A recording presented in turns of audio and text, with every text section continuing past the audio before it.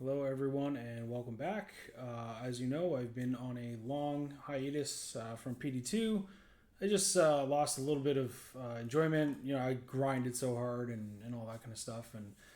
I'm looking to start at the beginning of season three, and there's one reason why. And because my all time favorite character has kind of reemerged, has definitely been viable this entire time, but it's come back in a big way because of some key changes.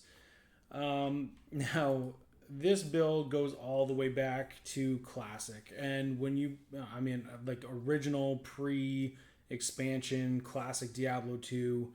I have been playing the game since 1.0. So we're going to start with a tiny bit of a history lesson. If you want to skip ahead, I've linked the chapters as always. But this build really does go back to classic, and back then the primary source of leveling used to be cows, and so there was only really like there's a handful of good builds: Frozen Orb, Nova Source.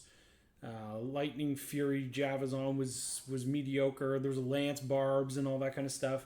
Those are kind of the popular builds back in the day. So if you played Classic, you've probably seen a build that looks a lot like this.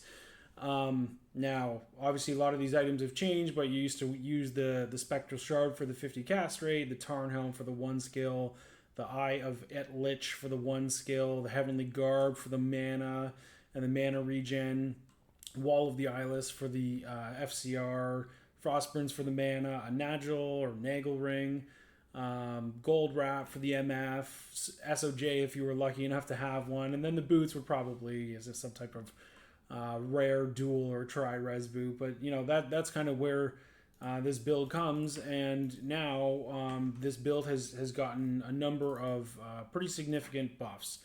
So one of the things but back in classic there was no synergies, so you didn't really use energy shield. But this build, the Nova Source with energy shield, is very, very strong. Now, a couple of things to note about energy shield: if you go back and play LOD, you can actually get energy shield to absorb up to 95%. So that just means if you take 100 damage, 95% of it is taken from your mana instead of your life, and that remaining 5 is taken from your life. And then but that's even before it applies your resistances and your DR, your damage reduction. So really, you can basically be taking almost no damage if you had 95% energy shield. In PD2, they nerfed energy shield, and so you could only cap at 80%. Now you can cap at 85%. That's what it says in the patch notes, but I will say my tooltip does not reflect that, so that's a little bit interesting. But in the patch notes it says 85, so I'm going to take their word for it. But all told, opens up a ton of options for you to gear the character. Nova also got a buff. Thunderstorm got a buff. Infinity got a massive buff because you can now build it in a staff like this. Staffs now have just innate faster cast rate, so there are some amazing infinity bases that you can get, because when you make a rune word, as long as it's in a white item, all of the skills, and you can see this one has combustion and Nova. Honestly, I spent all day trying to get a good one, but you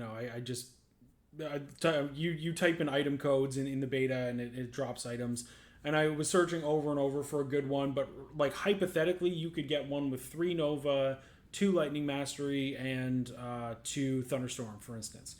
Would be a good example of like a absolutely godly base that you could get for an infinity. So I will jump into gear in just a minute, but we'll go back to talking about energy shield. So the deficiencies of energy shield, so one of the really nice things about energy shield is you don't really need resistance, because if only 15% of the damage that you're taking is hitting your life, I mean, resistance is still a good thing to have, but it doesn't matter that much. So if you can't hit 100, or if you can't max your res, doesn't really matter. But the big drawback is poison damage. Poison damage will really affect you if you're using energy shield. So that's just something to look out for if you're picking maps. Ensure that you pick ones that don't have heavy poison damage. So anyway, I'll run through the build the same way that I used to. Again, this is one of my favorite all-time builds.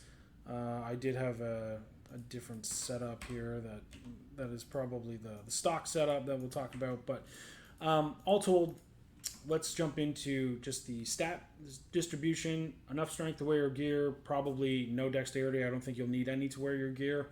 I've put none in vitality. However, I think there's a world where, if you don't have call to arms and it's like pretty early in the season and all that kind of stuff, you might want to just add a bit of vitality, just enough to get up to about 1,000 life, or even 800, 900 life before buffs. Then that's a good place to be, and then you just dump the rest into energy. So then for the skill build, Nova, they've actually changed they've changed the synergies for Thunderstorm. So they added Charge Bolt, which is also a synergy for Nova. And then for Energy Shield, it gets a buff. It gets a bump from from Telekinesis. So as you can see, there's a lot of synergy going on here, right? Because Nova gets bonuses from Telekinesis. Thunderstorm and Nova both get bonuses from Charge Bolt. Obviously, they get bonuses from Lightning Mastery. So really, you want to start out by maxing Nova, Lightning Mastery, Telekinesis, and Energy Shield. And then you can go back for Charge Bolt, and then you can put the remainder of your points in Thunderstorm. If you want, I have on my CTA, I do have Shiver Armor as the pre-buff. If you don't have anything that can pre-buff a Shiver Armor, I recommend that you put the couple of points that you need to get Shiver Armor. And as always, with every sorceress, you want 1 point in Warmth. And of course, the point of Teleport, which you'll get on your way to Energy Shield anyway. So that's the skill build that you want to go with. And then for the gear. So this is where it gets pretty interesting, because I've actually tinkered around with a number of different options. Sorry, let me swap again. So this is kind of what I would call the core build that I think most people would be drawn to. So it's Infinity in an Archon Staff. Archon Staff is going to have 50 faster cast rate, stock standard, which is beautiful. And now Infinity also gives an additional 35% faster cast rate. Again, huge buff to Infinity. So we're getting 85 from here alone. We need 117 to hit our breakpoint. So we're pretty much there with Infinity and Griffins. Obviously, 3 open socket Griffin is really nice. If you could get a +1, 2 open socket Griffins, +1 corruption, obviously that would be nice as well. But any Griffins is really going to give this build a huge boost. I've used Mara's Chains of Honor. Just a overall, got the +2 skills, huge resist, a bit of magic find, just a great overall armor. Frostburns, obviously you can see the increased maximum mana by 20. So when you're playing this Energy Shield build, in contrast to every other build you'll ever play where you want to just pump Vita, in this case you want to pump energy and your mana as much as you can, which is why you would use 2 SOJs. In this case, I'm actually lacking 10 FCR to complete the build, so I am using some, not with this build. This build can pull off the 2 SOJs, and I'm still hitting my FCR breakpoint. But I'll show a couple of gear swaps that you might need a 10 FCR ring. So anyway, 2 SOJs. Silkweave also gives increased maximum mana between 10 and 20, obviously 20 being the best.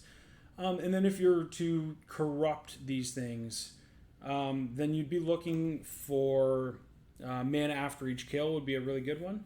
Again, anytime you can regenerate mana, it's just going to add to your life. Now, one of the other big draws of this build is for player versus player. Obviously, life potions and rejuve potions are banned, but mana potions are not. So this build is quite strong for PvP, especially back in D2 LOD and when you guys start playing Remastered. This is going to be, it's a pretty strong PvP build because, again, you have the 95% energy shield and you're allowed to use mana potions, which is pretty nice. And then I've used Iraq, obviously, +1 skill. It's got the faster cast rate to help you hit the breakpoint. And then on the Mercenary, Crown of Ages, Insight, again, any mana regen is just going to support the build. Fortitude, Drac loves String of Ears, and I didn't put boots on him yet, but do what? Whatever. It's not going to matter. You can put a pair of Gore Riders on him, or that would be a good option, or even War Travs if you wanted. So that's a little bit about the build. Now, in terms of gear swap, so I did play around with a couple of things. So again, you do take 15% damage to your life, and your life isn't, with this build, my life is actually quite good, but I do have full skillers, and I do have full small charms with life and all resist. Alternative, again, you don't need the max res. So alternatively, you can use the best possible small charm is 20 life, 17 mana. That's a great option. So you could stack those if you wanted. Obviously an Annie and a Torch. Torch now giving +2, which is nice.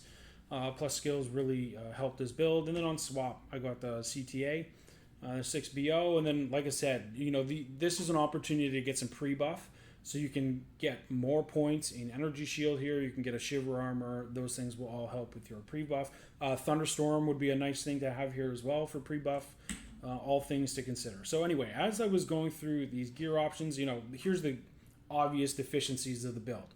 1, you have no block. 2, Energy Shield at 85%. It's strong, but 95% in D2 is way, way better. You are still taking 15% to your life. Your life pool isn't that big. It's not bad, to be honest, but it's not that big. So you don't have, in this build, you don't have any sources of damage reduction, so you could end up taking huge damage. If you do get, take a massive melee hit from a very powerful unit, you could end up taking a big chunk of your life. Game crashing. It's in beta, boys, no worries. So we're back in. So that, those are some of the deficiencies of the build, and honestly, you can get more plus skills with some other builds. So here's some other options for you to consider. So I'm currently using Insight on the Mercenary. You could consider Doom.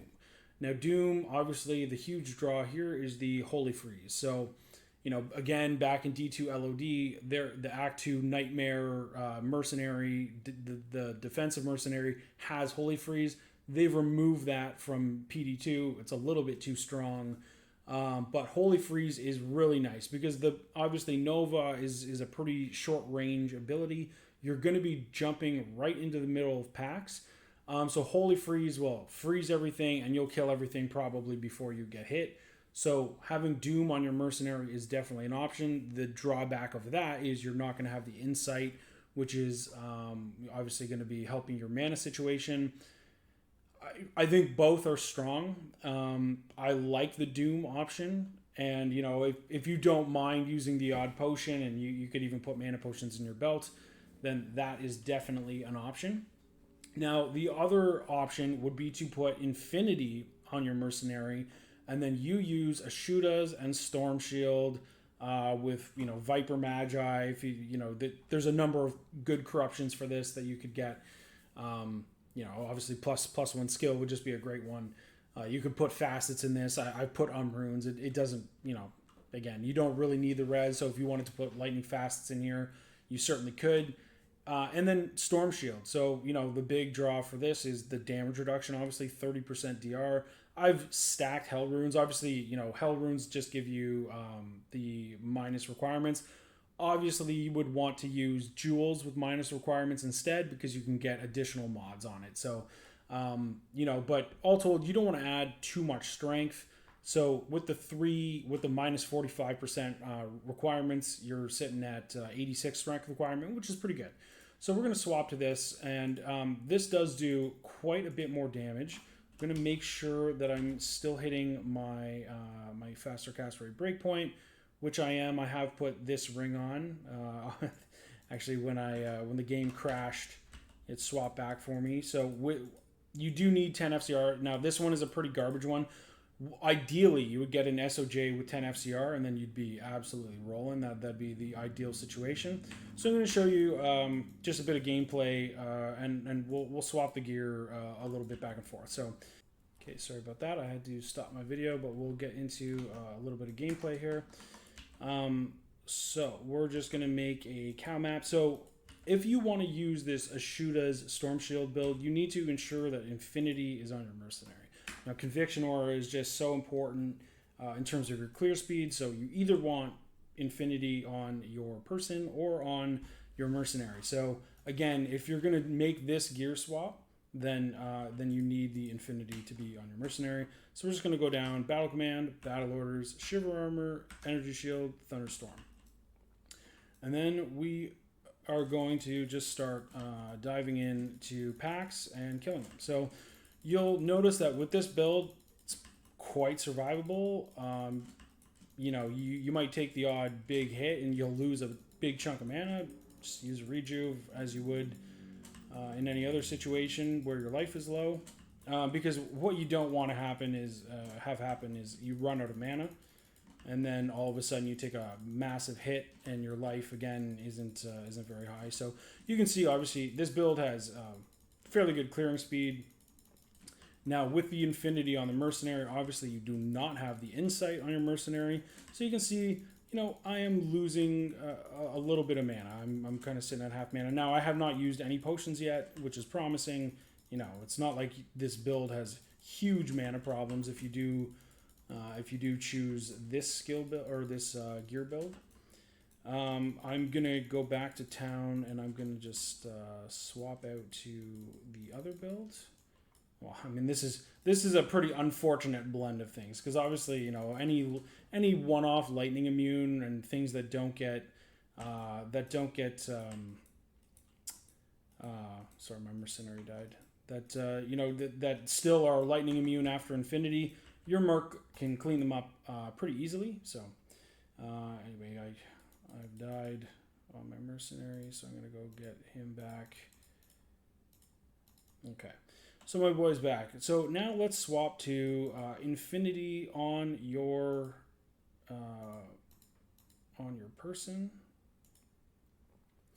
And then we can put COH back on. We can put this SOJ in. So you can see now I have 2,400 mana.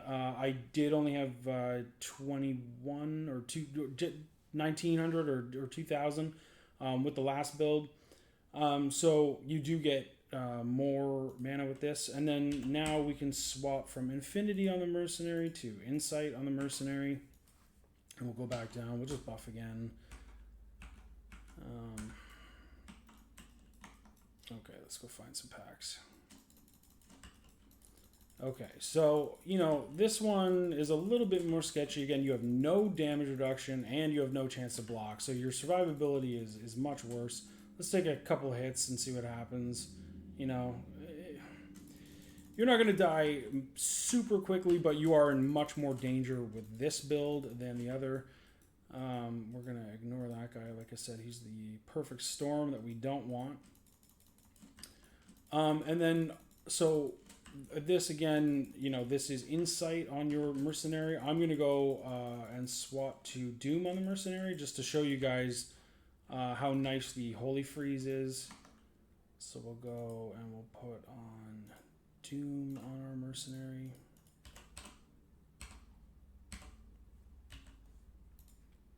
Sorry about that, guys. I'm a little rusty on the Diablo 2. Like I said, I took a little bit of a break.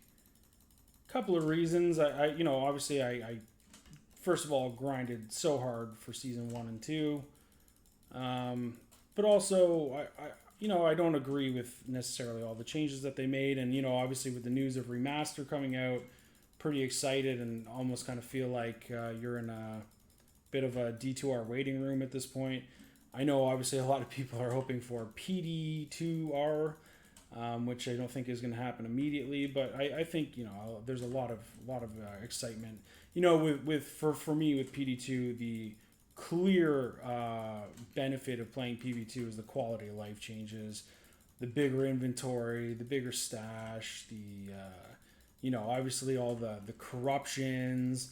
A lot of the things that, being able to have multiple sockets in some of those items that you normally wouldn't, it just, changes up the gear build and the skill build, so much. So it did add a bunch of variety, but all told, I think, you know, I'm a huge PvPer. I didn't really agree with a lot of the changes that they made on the PvP front, so all good there. But I did take a bit of a break. But like I said, now I'm back.